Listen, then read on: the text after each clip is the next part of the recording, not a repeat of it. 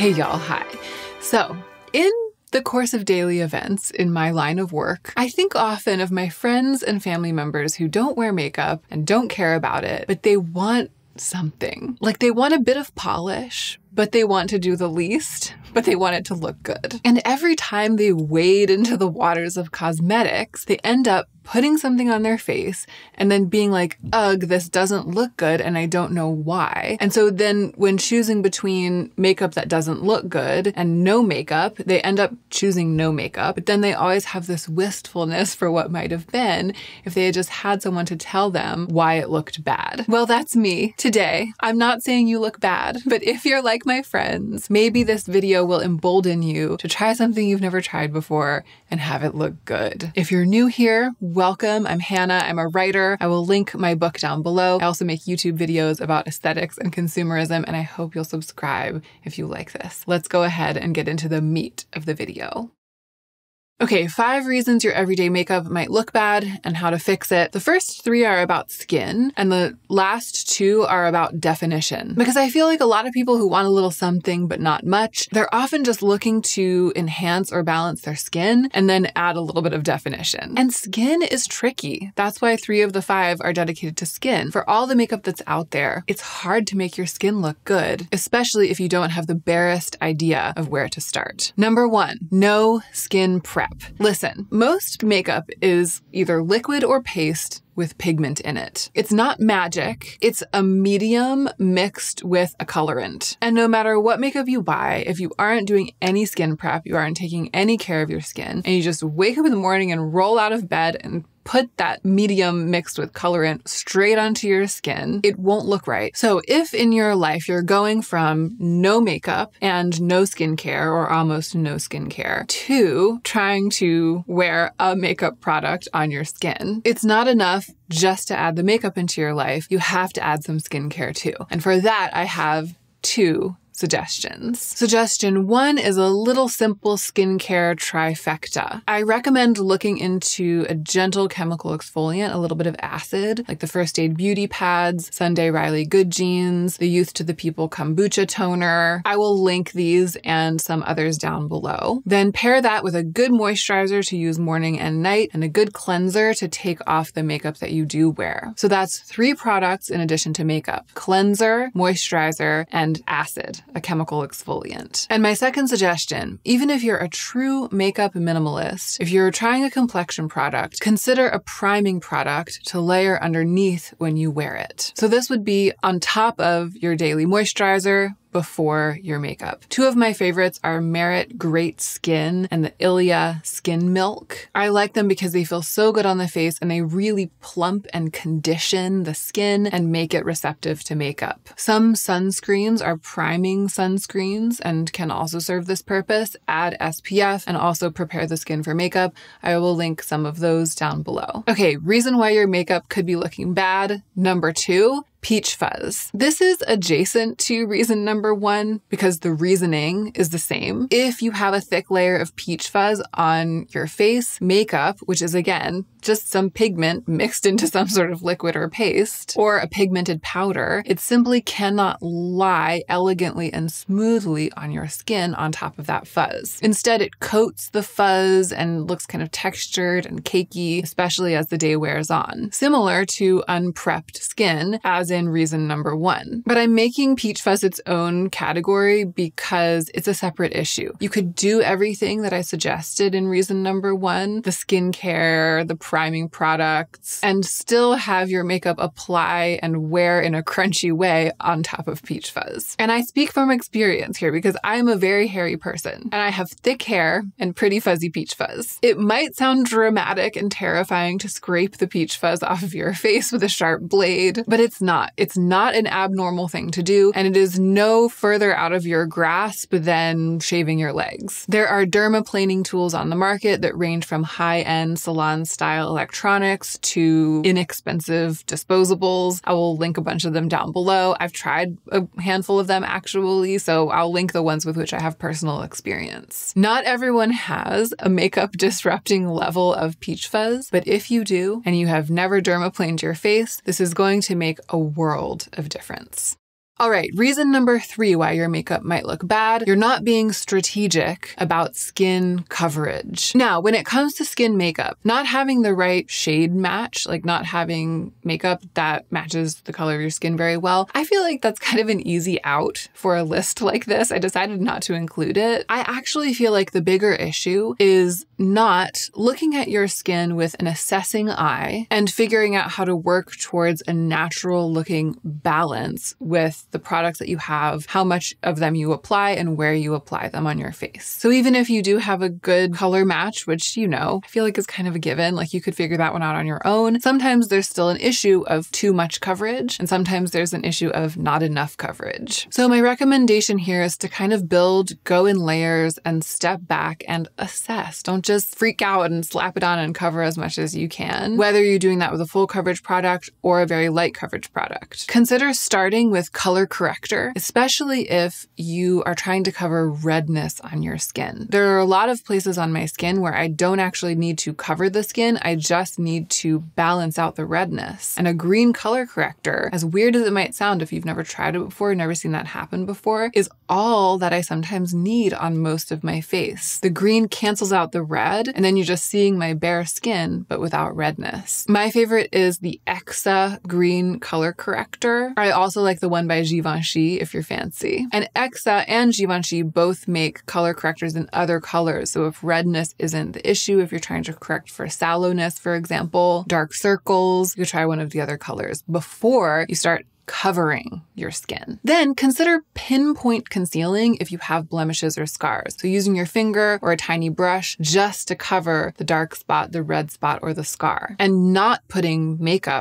coverage makeup on the other parts of your face. You might not need anything else. Or if you're using a skin tint or a tinted moisturizer and you put sort of a veil over your skin, but it doesn't really do much, consider adding pinpoint concealing as a last step. I like the NARS Soft Matte Complete Concealer for this, or the Farahomidi Face Compact if you're fancy. In general, being strategic about skin coverage means working towards turning down the dial on contrast in your skin, contrast between unblemished skin and any kind of mark like a blotch or a scar or a blemish. Turning down the dial on the contrast between those different parts of your face rather than covering every square inch of your skin with makeup so that when people look at you, they see makeup instead of seeing skin. Layering on an amount of makeup so that the eye only sees makeup and does not see skin for everyday makeup. I mean, that can be beautiful if you're doing high glam, if you're a drag queen, I'm not saying that you should never do that. But for everyday makeup, that kind of layering, that amount of makeup is a recipe for having your makeup look bad, especially as the day goes on. So those are the 3 skin-related reasons why your everyday makeup might be looking bad. Let's move on to the last 2, which are about definition. Reason number 4. You aren't doing your brows. As my friend Julie used to say, the brows frame the face. If your brows are very pale, are patchy, if the hairs kind of fall down instead of standing up, well, this isn't making your makeup look bad per se, but you are missing an opportunity to define your features. And I'll tell you, a lot of people who are really into makeup feel like brows are the most important feature, possibly next to skin, maybe actually more important than skin. On days when I wear almost no makeup, if my skin is looking even reasonably okay, I will just use brow gel and nothing else. I just rarely leave the house without touching my brows. They're the baseline. So if you aren't doing your brows and you'd like to start, if the idea of messing with them yourself, like penciling them in, defining them, stresses you out, maybe consider if it's possible for you having them shaped and dyed regularly by a professional, just the same way you might get a mani-pedi or get your hair cut. Maybe it's something you've never thought to do, but it's not a big deal. It's not harder than having those things done, and it can make a huge difference and take the daily burden off of your shoulders if it's something that would feel like a burden to you. The basic brow tool is a pencil for filling them in a little bit with tiny hair strokes. I will link a few down below that I think work particularly well. But if a brow pencil stresses you out, which I think it does, I think a lot of people don't do their brows, don't touch their brows because of the challenge of getting them even on both sides. It's a stressful stressful, you know, especially if this isn't your thing. So if that's you, then instead try a fiber building brow gel like Gen C Arch Support. Glossier Boy Brow isn't exactly fiber building, but it's a similar thing, similar idea.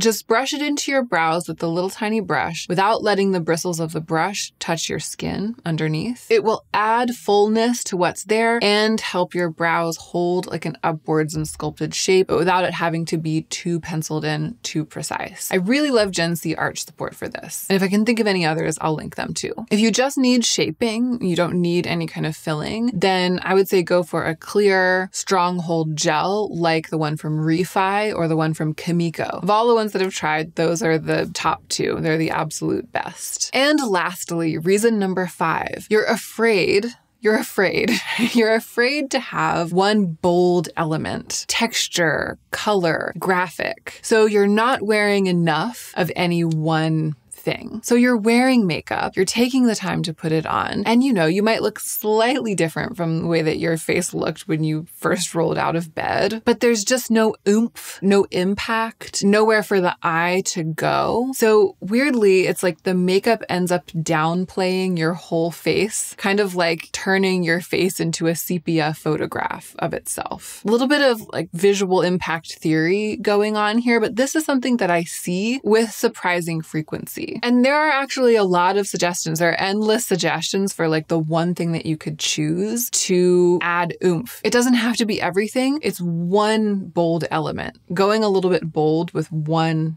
thing. So one suggestion is more layers of chapstick or gloss or tinted lip balm or whatever it is, and making sure to overline a little. So this is actually me today. I have this slightly tinted lip mask on my lips. It's not super bold, but I've slathered it sort of outside of the line of my lips. It's like a little bit over on the top and a little bit over on the bottom. I've gone very, very bold with it all the way down here. And you know, it's not a super dramatic product. I'm making it as high impact as possible. So with something like this that you might already have, again, a tinted chapstick, just color outside the lines a little bit, make your lips their sexiest selves, allow it to be applied in a juicy way. Another suggestion is to try an actual bold lip, like a really strong bold lip color with pretty light makeup everywhere else. Another suggestion is to just try layering on way more mascara than you usually wear. Make your lashes really thick and defined. Push your limit for what feels comfortable for the amount of mascara that you wear. Again, we're just allowing ourselves to add one bold element. You could try bringing your eyeshadow up a little bit higher, closer to your brows. Have your eyeshadow cover just more of your lid and be a little bit more apparent. Smoke it out a little lower, a little bit more intensely on your lower lash line than you usually do. And I bet there will be a lot of people in the comments who can help with suggestions of like one little thing that you can tweak to add drama, to add a focal point without it being scary. This kind of thing, it doesn't just help with overall impact, it helps with balance. It helps to balance everything else. A bold lip, for example, or a boldly shiny lip will make skin texture recede when someone glances at you because the eye is drawn to the lip instead of being drawn to the skin texture. And again, I'm not saying go crazy and put on 3 times as much makeup all over your face, but if you put on makeup day after day after day and it just never seems to do anything for you, this might be the only issue. It might just be that you're not wearing enough of any one thing. And that's it. Those are 5 reasons that your everyday makeup might not be doing for you what you think it ought to be doing for you. And I hope that you've enjoyed watching this video. Thank you for being here. If you try any of these, do let me know how it goes. I would love to hear from you. And don't forget to take extra good care of yourself so that you can be the most effective version of yourself as you do your work in the world.